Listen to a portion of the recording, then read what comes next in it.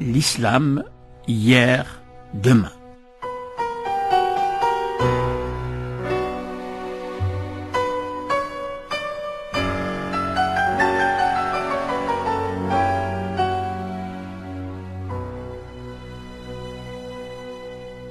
Chers auditeurs, Ramadan Mubarak wa Maqboul Inch'Allah. Merci pour votre fidélité. J'espère que vous suivez le fil de nos conversations quotidiennes. Nous poursuivons notre entretien toujours pour comparer. Que se passe-t-il en Europe avec la modernité? Que se passe-t-il dans les sociétés arabo-musulmanes, irano-musulmanes, etc. Lorsque Napoléon débarque en Égypte avec non seulement des soldats, puisqu'il venait conquérir, c'est un conquérant, mais Napoléon est venu avec une armée de savants, des historiens, des astronomes, des mathématiciens, toutes sortes de savants avec lui. Et ça, c'est extrêmement important, parce que nous avons à la fois une rencontre militaire, donc une conquête, mais en même temps que la conquête, nous avons un souci de faire connaître les nouvelles découvertes, les nouveaux changements scientifiques de la connaissance dans un pays européen, en l'occurrence la France. Car la connaissance est en train de changer après la Révolution. Non seulement dans le domaine du droit dont j'ai parlé, mais dans le domaine de l'écriture de l'histoire. L'écriture de l'histoire des sociétés, l'histoire des civilisations, l'histoire des cultures. Et avec justement cette équipe de savants qui accompagne Bonaparte, il va y avoir quelqu'un qui s'appelle Champollion et qui va déchiffrer les hiéroglyphes et découvrir, ressusciter, ramener à la vie une grande civilisation enterrée sous les sables depuis des siècles. C'est la civilisation pharaonique. C'est un grand moment. Rappelez-vous ce que je vous ai dit sur la renaissance de l'Antiquité grecque et romaine en Europe au XVe et XVIe siècle.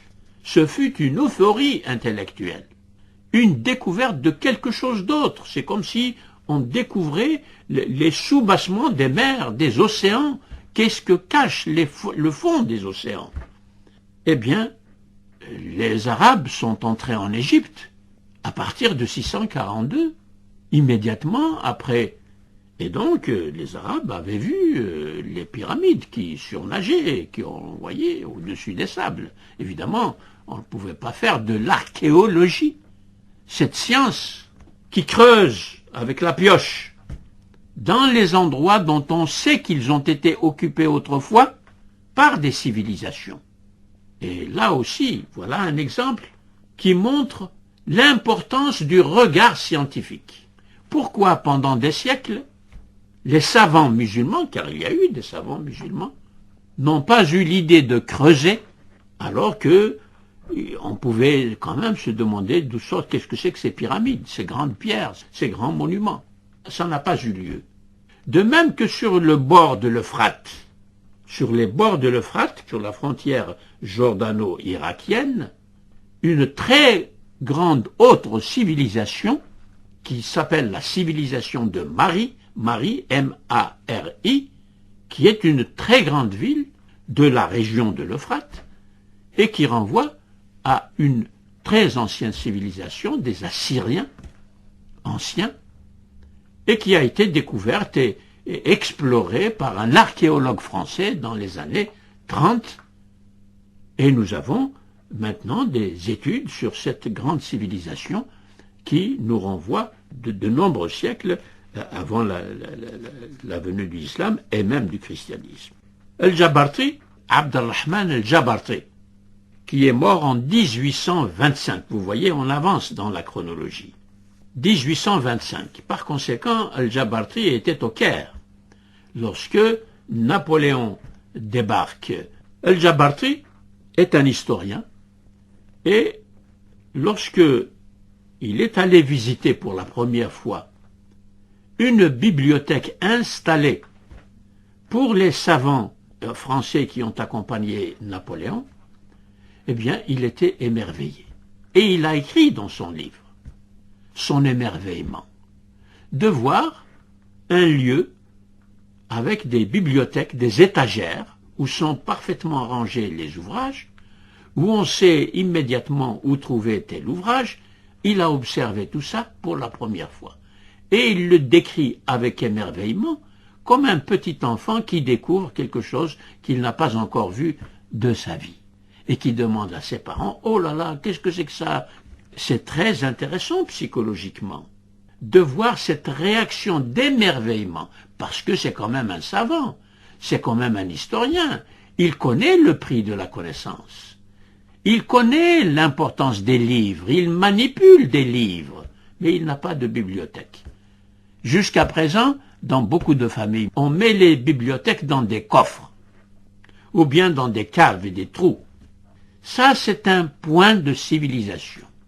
Et la civilisation se reconnaît à la qualité du regard que les hommes portent sur les choses qui les environnent, en posant des questions pour savoir davantage pourquoi ce monument est là.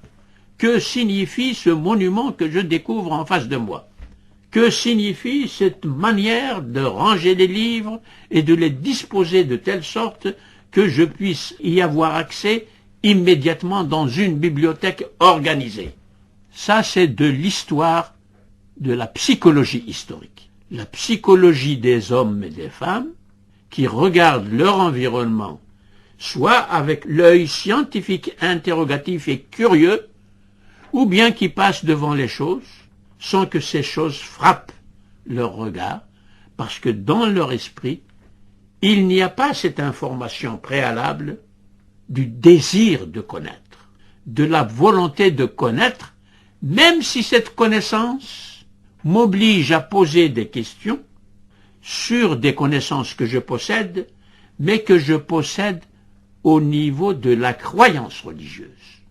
Or, la croyance religieuse, souvent, va m'interdire ou m'aveugler, ne pas me laisser voir, parce que si je le fais, je risque de porter atteinte au sacré et de désacraliser ce que la religion m'enseigne et me présente comme sacré et comme devant être traité toujours comme sacré, sans me poser le problème: qu'est-ce que c'est que le sacré? Est-ce que c'est une chose éternellement durable que l'homme doit éternellement respecter, ou est-ce que c'est une création des hommes en société qui décide que tel endroit est habité par un esprit et que cet esprit requiert de ma part une attitude d'adoration, une attitude de prière, une attitude de respect pour un personnage et donc un lieu sacralisé par la présence de ce personnage. Je fais ici allusion à ce que nous appelons chez nous le marabtin, les marabouts. Je suis obligé, hélas, de couper comme Shahrazad. فأدرك شهرزاد الصباح فسكتت عن الكلام المباح. Alors à la prochaine soirée.